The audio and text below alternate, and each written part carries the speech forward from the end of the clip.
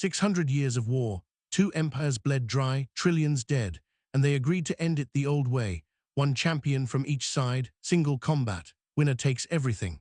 The Keshari Empire sent Vokthren, 12 feet tall, genetically perfected across 600 years of selective breeding, 4 arms, bone armor, undefeated in 300 arena matches.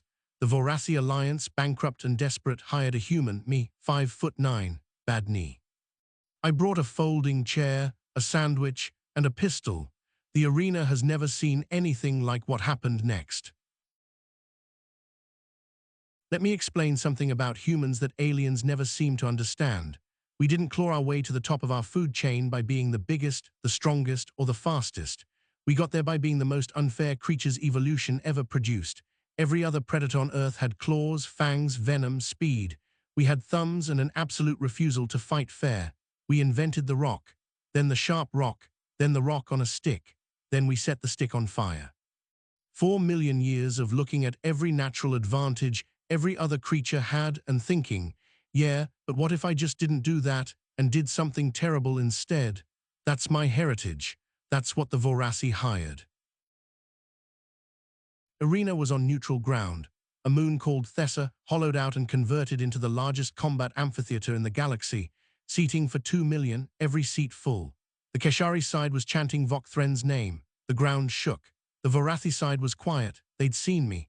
Their champion was a small, pale creature sitting in a folding chair, eating what appeared to be bread and meat. Their translators couldn't even identify the food. I'd had the sandwich shipped in from a deli on Titan. Turkey Club, extra pickles.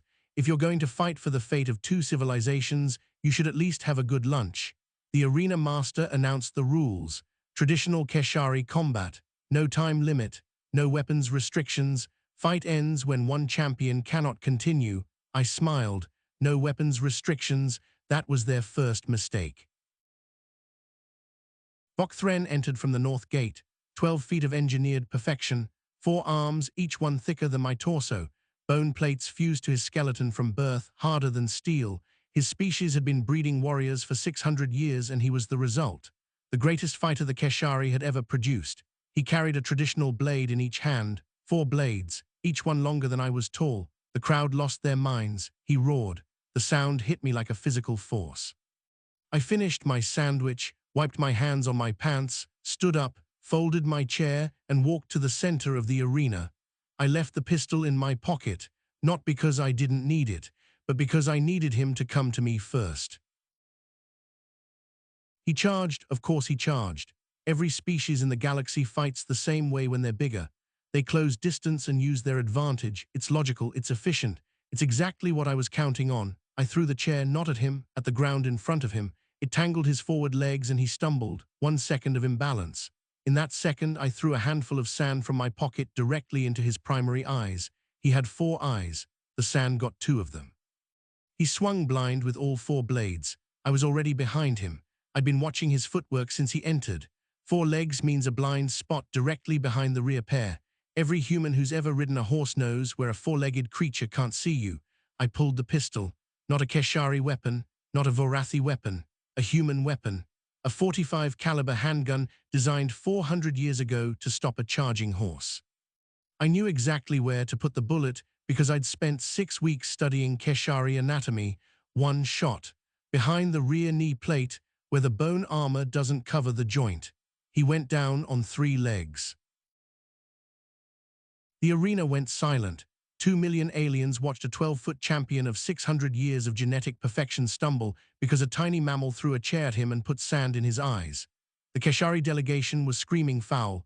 The arena master checked the rules.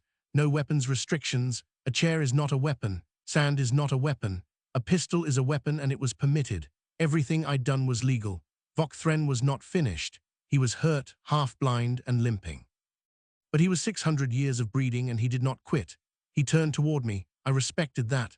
I genuinely did, so I shot out his other knee joint, same spot, other leg. He went down to the floor, 4 blades dropped. He looked at me with his 2 good eyes, and I could see it, not anger, confusion. He didn't understand what had happened.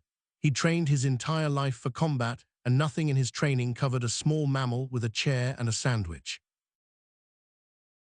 I walked up to him, close enough to touch. The arena was so quiet I could hear my own boots on the stone. I looked up at him. Even on his knees, he was taller than me. I said one word, yield.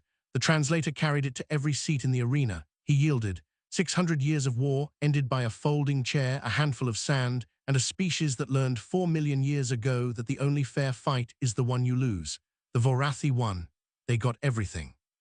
The Keshari delegation filed 11 formal protests, all denied.